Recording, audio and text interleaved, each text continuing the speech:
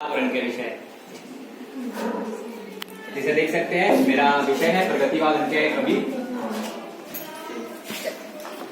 ठीक दिया। और मेरे टीम के जो सदस्य हैं, कनिष्ठ फातिमा का जो विषय है श्रीमंगल सुमन, सोफिया फातिमा का देहानाथ अग्रवाल, विकास कुमार का वासुदेव सिंह त्रिलोचन और मनीषा कुमार महतो का रामविलास शर्मा, नाजिया रजा का बैना विश्व नारायण। प्रगतिवाद छायावाद काव्य की जो कल्पनाशीलता, व्यक्तित्ववाद और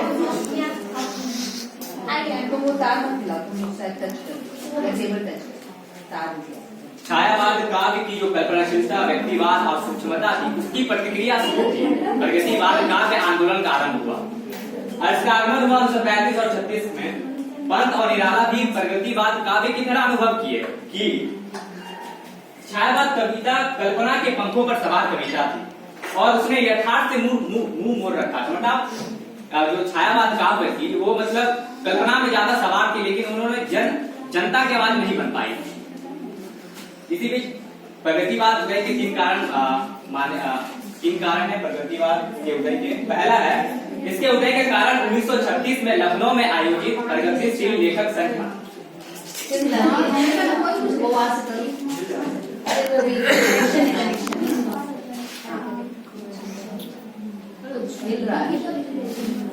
हाँ, इसके उदय के तीन कारण है। पहला जो कारण है इसके उदय कारण का 1936 में जो लखनऊ में प्रगतिशील लेखक संघ है, इसके जैसे आपको पता होगा इसके अध्यक्ष थे मुंशी प्रेमचंद, जिनकी अध्यक्षता की थी। इसके उदय का दूसरा कारण है रूसी कम्युनिस्टों का प्रचार प्रसार। जैसे कि आप जानते हैं कि रूसी कम्युनिस्ट थे वो मतलब मजदूर वर्ग और किसान वर्ग के प्रति प्रतिनिधि करते थे, जो उनका शोषण करते थे। इसी बीच इनका प्रचार प्रसार हुआ। फिर इसका तीसरा कारण जो है कि रूसी कम्युनिस्ट का प्रसार तो नहीं है माना जा सकता है, लेकिन ये शोषित समाज में चली आई हुकूमत और विद्रोह की भावना का फल है।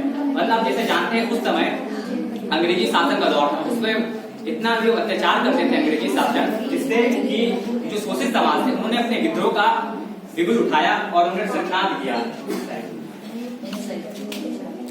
डॉक्टर नगीर ने प्रगतिवाद का कहा है कि प्रगतिवाद साम्यवाद का पोषक है।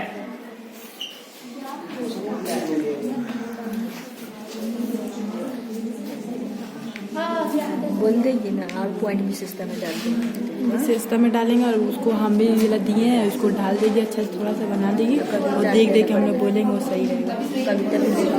कविता भी लेना, कविता ढंग से लेते हैं ना।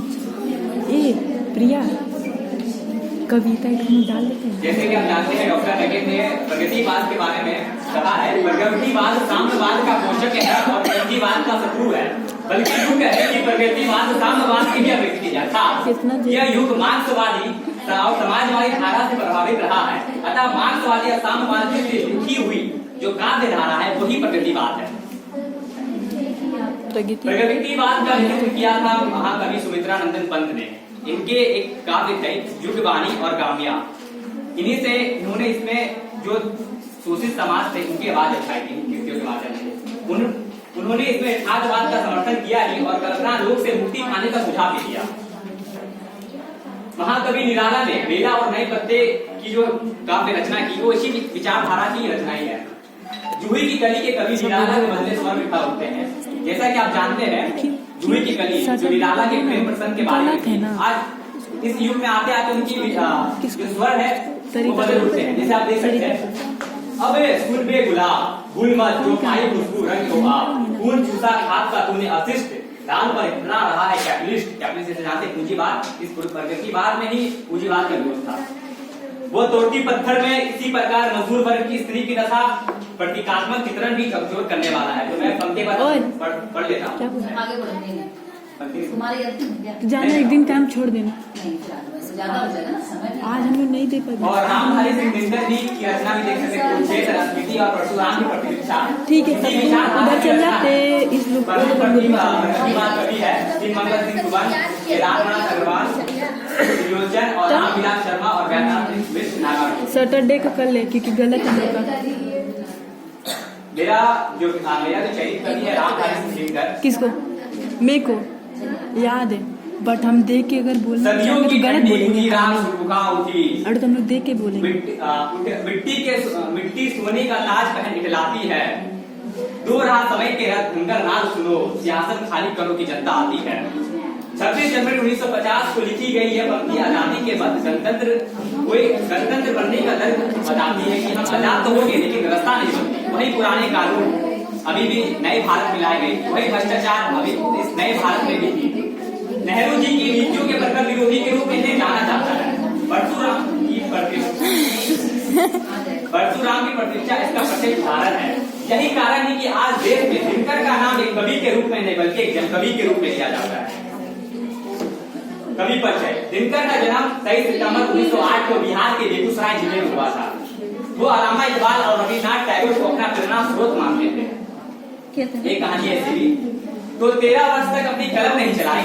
आप जान सकते हैं दिनकर एक ऐसे कवि थे कि 13 वर्ष तक अपनी कलम नहीं चलाए, लेकिन अचानक एक दिन गंगा से अपने साथ एक महाकाव्य लेकर लौटे जिसे बाद में ज्ञानपीठ पुरस्कार मिला। वो महाकाव्य का नाम है उर्वशी। 70 के दशक में संपूर्ण क्रांति के दौर में दिल्ली के रामलीला के मैदान में लोकनायक जयप्रकाश नारायण ने हजारों लोगों के समक्ष दिनकर की पंक्तियां सियासत खाली करो की जनता आती है और घोष करके तत्कालीन कांग्रेस सरकार के खिलाफ विरोध का स्वर किया था। उस समय कांग्रेस सरकार बहुत मजबूत स्थिति में थी। जब दिनकर बोलते तो सवाल आ जाती थी सर, जो सत्य जानकर भी ना सत्य कहता है, न किसी लोग के विवश कराता है, उस कुटिल राजतंत्री करे का अधिक है, यह मुक्त सत्यता कम नहीं अधिक है। ये जो कुटिल राजतंत्री जवाहरलाल नेहरू के बारे में कहा गया है, रामधारी सिंह दिनकर की यह पंक्तियां पढ़ने के बाद संसद में सुनाई थी, जिसे देश में भूचाल मच गया था। दिलचस्प बात यह है कि राज्यसभा सदस्य के तौर पर दिनकर का चुनाव पंडित नेहरू ने ही किया था और इसके बावजूद नेहरू की नीतियों की मुखालत करने में नहीं झुके। जैसे एक पंक्ति है, देखने में देवता सदृश लगता है, बंद कमरे में बैठकर गलत हुक्म लिखता है। इस पापी के गुण गोत्र प्यारा वो समझो उसी ने हमें मारा है। ये जवाहरलाल नेहरू के बारे में बताया था। 1962 में चीन से हार के बाद संसद में दिनकर ने इस कविता का पाठ किया, इससे तत्कालीन नेहरू का सिर झुक गया। ये घटना आज भी भारतीय राजनीतिक इतिहास के कविता क्रांतिकारी घटनाओं में से एक है। जिंदगी में कभी मौका नहीं मिला कि मूड बनाकर कविता लिखूं। दिनकर किसान परिवार में स्टार हुए। कितनी विषम परिस्थितियों में वो काम करते थे, लेकिन परेशान करना इस देश के अधिकारियों का पहला काम रहा है। दिनकर का ग्रुप ट्रांसफर होता था। उन्होंने अपनी डायरी लिखा, जिंदगी में कभी मौका नहीं मिला कि मूड बनाकर कविता लिखूं, हमेशा गुस्से में लिखा, कमरा बंद करके क्रोध में आकर लिखा। संस्कृति के 4 अध्याय वो क्लास के नोट्स थे। वो हिंदी साहित्य पढ़ने की निरंतर तैयारी करते थे। जो पुस्तक है संस्कृति के 4 अध्याय वो क्लास के नोट्स ही है। यह किताब 2008 तक 18 बार छप चुकी है। दिनकर जी स्वयं लिखते हैं कि हिंदी साहित्य का इतिहास पढ़ने के जो नोट बनाए वो किताब है संस्कृति के 4 अध्याय, जिसे बाद में साहित्य अकादमी पुरस्कार प्राप्त हुआ। दिनकर को ज्ञानपीठ पुरस्कार मिला। कितना हरिवंश राय बच्चन ने उनके बारे में कहा है, दिनकर जी इतने कठिन श्रम करते थे अपनी कविता लिखने के लिए कि उनकी साहित्यिक साधना अपूर्व थी। कुछ समय पहले मुझे एक सज्जन ने कहा, कलकत्ता से पत्र लिखा है, दिनकर को ज्ञानपीठ पुरस्कार मिला कितना उपयुक्त है। तो हरिवंश राय ने उत्तर लिखा कि यदि दिनकर जी को 4 ज्ञानपीठ पुरस्कार मिलते तो उनका उचित सम्मान होता, एक गद्य में, एक पद्य में, भाषण और हिंदी प्रचारों के लिए। सीढ़ियों पर चढ़ते हुए उनके पैर लड़खड़ा गए। एक बार दिल्ली में हो रहे कवि सम्मेलन में पंडित नेहरू भी पहुंचे। सीढ़ियां चढ़ते उनके पैर लड़खड़ा गए नेहरू जी के। तो दिनकर उन्होंने काफी अच्छी बात कही दिनकर जी ने। नेहरू ने धन्यवाद कहा। इस पर दिनकर ने कहा, जब जब सत्ता लड़खड़ाई है तो सदैव साहित्य ने उसे संभाला है। 4 साल में 22 तबादले। वाकया उस वक्त का है जब वो ब्रिटिश सरकार में सरकारी नौकरी करते थे। उस दौर में वो ब्रिटिश सरकार के खिलाफ कविता भी लिखते थे। उनके विरोध के कारण 4 साल में उनकी नौकरियां 22 बार तबादले हुए। एक बार ओमकार काव्य के लिए अंग्रेजी सरकार ने बोला, आप हमसे परमिशन लेके क्यों नहीं लिखे? तो इस पर दिनकर कहते हैं, मेरा भविष्य इस नौकरी में नहीं साहित्य में है और इजाजत लेकर लिखने से बेहतर है कि मैं समझूंगा कि मैं लिखना ही छोड़ दूं। दिनकर के विषय, केवल मनोरंजन कवि का कर्म नहीं होना चाहिए, केवल मनोरंजन कवि का कर्म नहीं होना चाहिए, इसमें उचित उपदेश का भी वर्ग होना चाहिए। मैथिली शरण गुप्त के जो ये पंक्तियां है रामधारी सिंह पर बिल्कुल सटीक बैठती है। दिनकर ने कविता को मनोरंजन का साधन नहीं बल्कि लोगों को जागृत करने का जरिया बनाया। राष्ट्रकवि दिनकर का साहित्य में जो कद है, अगर ये जानना है तो आप संस्कृति के 4 अध्याय पढ़ लीजिए। अगर इससे भी मन ना भरे तो परशुराम की प्रतिष्ठा पढ़ लीजिए। और इससे भी मन न भरे तो स्मृति के पन्ने पर आप एक विधि से परिचित होंगे कि वह सत्ता के साथ रहते हुए सत्ता के खिलाफ है। अतः जन कवि से इसलिए उन्हें राष्ट्र कवि भी कहा गया है। उनकी विचारधारा अकेले 15 मिनट बोल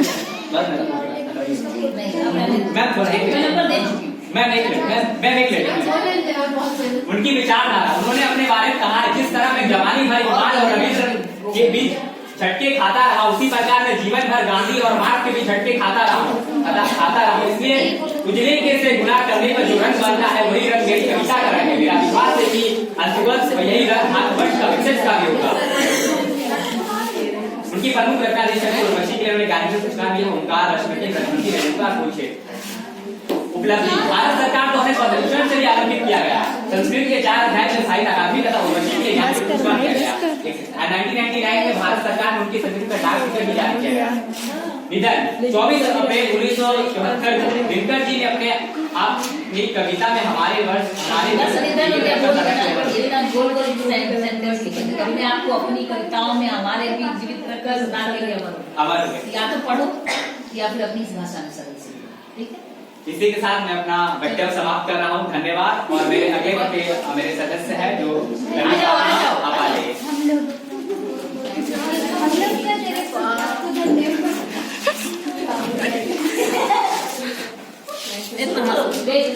बहुत समय खाया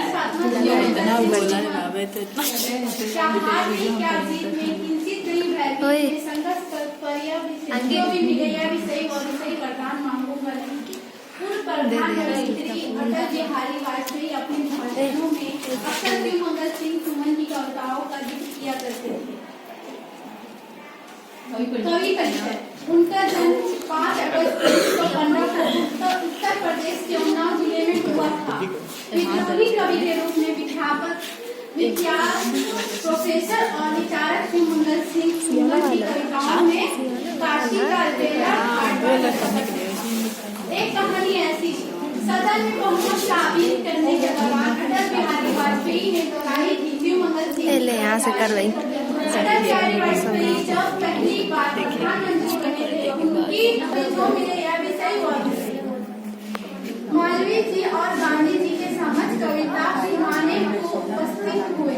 खड़ा कर दिया उसने पुनः भारत का नालंदा हमारी विश्वकर्मा की मालवी की जय। इस कविता में जो कविता स पढ़े हर जगह की जय जय नहीं जय इस कविता में मालवी की जय वाक्य सुनकर महामना ने कहा कि इसे कविता से तत्काल हटाओ। इस पर कहा वहाँ बैठे गांधी जी ने जोर से आवाज देकर कहा नहीं ये नहीं हटेगा। गांधी जी के भाव को सुन वहाँ बैठे समस्त छात्र प्रशंसित हो। चलो रिक्शा वाला बिना किसी पूछताछ किए आमतुक उनके क्या होता है? ये होता क्या है? घर में ये शब्द पढ़ो किसे? मतलब बिना पूछे उनके घर में चले गए। नहीं बनाया ऐसा, तुमसे पढ़ रही। आगंतुक किसने बनाया स्लाइड? ये शब्द इस्तेमाल किया है। हाँ मैम। आगंतुक का मतलब? मैम जो मतलब जो पड़ोसी होते मैम, जान आदमी मैम, कोई मेहमान मेहमान। हाँ आया हुआ व्यक्ति आया। कुछ नहीं जान रही हो पढ़ रही। मैंने बार बार कहा है कि बिना समझे जो बोलेगा वो डांट खाएगा। चलो उनके घर तक छोड़ा। श्री मंगल सिंह साहित्य प्रेमियों में ही नहीं बल्कि सामान्य लोगों में भी काफी लोकप्रिय थे। शहर में किसी भी अज्ञात व्यक्ति के लिए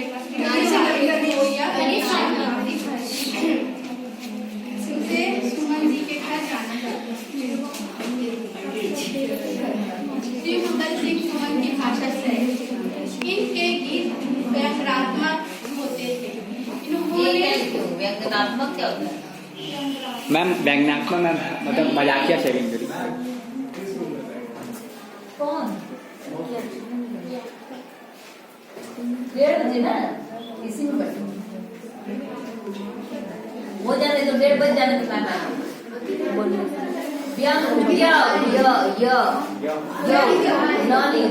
आधा आधा गाँव फिर इन्होंने जन जीवन की तरफ देखकर एक साधारण भाषा के कविताओं इन्होंने अपनी कविताओं में लोकगीत शैली का प्रयोग किया है। साथ ही तत्सम शब्दों का अंग्रेजी उर्दू के शब्दों का नहीं किया। उधर से स्टार्ट हो जाएगा अगर जल्दी जल्दी नहीं गई तो पढ़ नहीं रही प्रमुख रचना हिल्लोल कविता प्रकृति पुरुष कालिदास उजागर महादेवी की काव्य साधना 1974 में मिट्टी की बारात के लिए साहित्य अकादमी पुरस्कार से सम्मानित किया गया। 1933 में मिट्टी की बारात 1993 में मिट्टी की बारात के लिए भारत भारती पुरस्कार से सम्मानित किया गया है। 1974 में भारत सरकार द्वारा पद्मश्री से सम्मानित किया गया। निधन 27 नवंबर 2002 को दिल का दौरा पड़ने के कारण श्री मंगल सिंह जी का निधन हो गया। धन्यवाद। मेरे पास अरे यार रेडी रहा तुमको जिसको पता है रेडी रहा मुझे बहुत इसका ना समय बहुत मेरा नाम सोने वाली मैं आराम से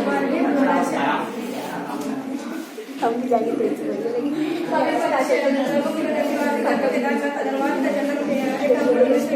उत्तर प्रदेश के बांदा जिले में हुआ। इनके माता का नाम हसीनो देवी और पिता का नाम हेमा प्रसाद गुप्ता था। उनके पिता स्वयं कवि थे। कवि केदारनाथ अग्रवाल का कविताओं में अनुवाद रूसी जर्मन चेक और अंग्रेजी में भी हुआ है। तुम कौन नाजिया केदारनाथ जी का साहित्य क्या था? केदारनाथ अग्रवाल का परिचय हरिवाल देव प्रसाद जैसे कुछ कोटि के कवियों के साथ हुआ नगर के अन्य कवियों का कोर्ट में बैठने लगे। इनके बाद उनका प्रथम काव्य संग्रह प्रकाशित हुआ। इनकी मर्म में स्पर्शी रचनाएं हैं। लोक तथा आलोक में इनकी प्रगति से रचनाएं हैं। एक कहानी ऐसे भी 7वीं कक्षा में उनका विवाह नैनीलाबाद के एक धनी परिवार की लड़की पार्वती देवी से हो गया जिसे उन्होंने पत्नी के रूप में नहीं प्रेमिका के रूप में किया। गया विवाह में युक्ति ने प्रेम विवाह का संग लाया। एक और गाँव की सीधी भेंट शब्दावली जुड़ गई थी। वही प्राकृतिक विजन प्रमुखता के कारण भाषा में सरलता और कोमलता है क्योंकि उन्होंने लिखा है। अब हिंदी कविता मेरा की जाति है ना इच्छुक और अलंकार की इच्छुक और संगीत। उनकी रचनाओं की विषय उन्होंने अपनी कविताओं में मान के प्रेम प्रकृति प्रेम के साथ साथ सामाजिक परिवेश का भी चित्रण किया है। सूरज नदी पहाड़ नीम आम के पेड़ हवा इन सब को उन्होंने अपनी कविताओं में लिखने का विषय बनाया। वे शोषण का विरोध करने वाले ऐसे कवि है जिन्होंने पूंजी कवि है चिंता एवं क्रूरता की निंदा की। जब बाप मरा तब क्या पाए उनके किसानी प्रमुख रचना जमुन जल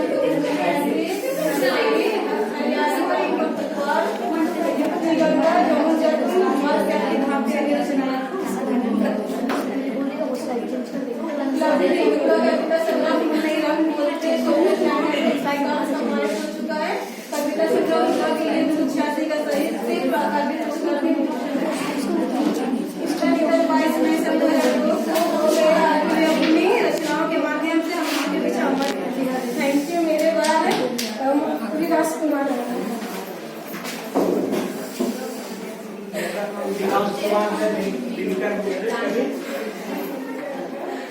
शब्दों से कभी काम नहीं चलता। जीवन को देखा यहाँ कुछ और वहाँ कुछ और।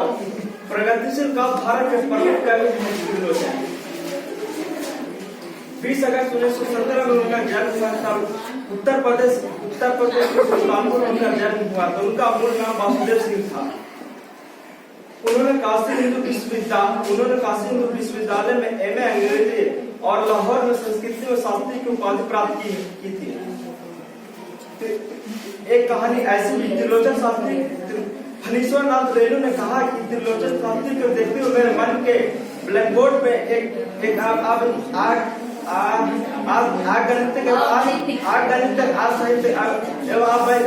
प्रश्न अपनाम नहीं चाहते हैं। आखिर वह कौन सी चीज है जिसे जोड़ त्रिलोचन में जोड़ देने के बाद शमशेर और हटा देने के बाद नागार्जुन। त्रिलोचन ने वही लिखा जो कमजोर के पक्ष में था। वो मेहनत का सौ दावे कुछ लोगों की आवाज सुनी थे। उनकी कविता भारत के ग्राम जहाँ सवाल में कुछ निम्न वर्ण को संबोधित किया है। कहा कि उस जनपद का कवि हूँ जो भूखा दुखा हूँ, नंगा हुआ अनजान हूँ, कुछ नहीं जानता कैसी होती है वो क्या है और कुछ नहीं मानता। प्रगतिशील उनके लेखन में विश्वास हर जगह रहता था कि परिवर्तन की क्रांतिकारी भूमिका जनता ही निभाएगी। त्रिलोचन में हिंदी का सोनेट का सादर भी कहा जाता है। उन्होंने सोनेट क्या है? सोनेट में लिखने की शैली, सोनेट का उन्होंने गीत, बैरवे, गजल और कुछ नदियां भी लिखी हैं।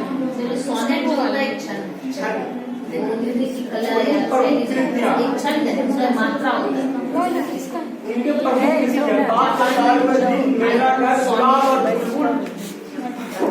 धन 1982 में ताप के दिन के लोग साहित्य का पुरस्कार भी मिला था।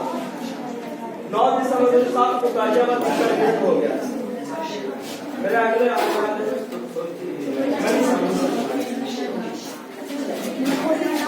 पढ़ा था तुमने लिखा?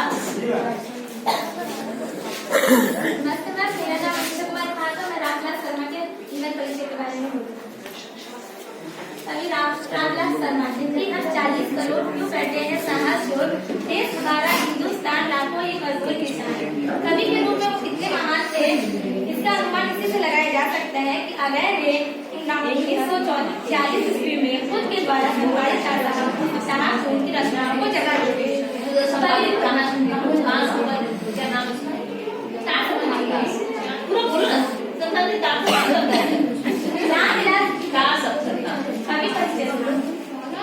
कवि परिचय। रामलाल शर्मा का जन्म 10 अक्टूबर 1912 को उन्नाव जिला उत्तर प्रदेश में हुआ था। लखनऊ विश्वविद्यालय से अंग्रेजी में एम किया और फिर बाद में अंग्रेजी में एम किया।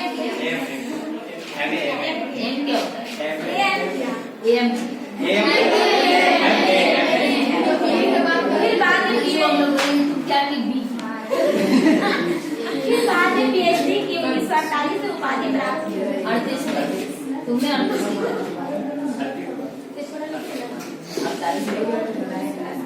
साहित्य जीवन का आरंभ डॉक्टर रामलाल शर्मा। ये कौन है? रामलाल शर्मा रुको, ये कौन है? रुको।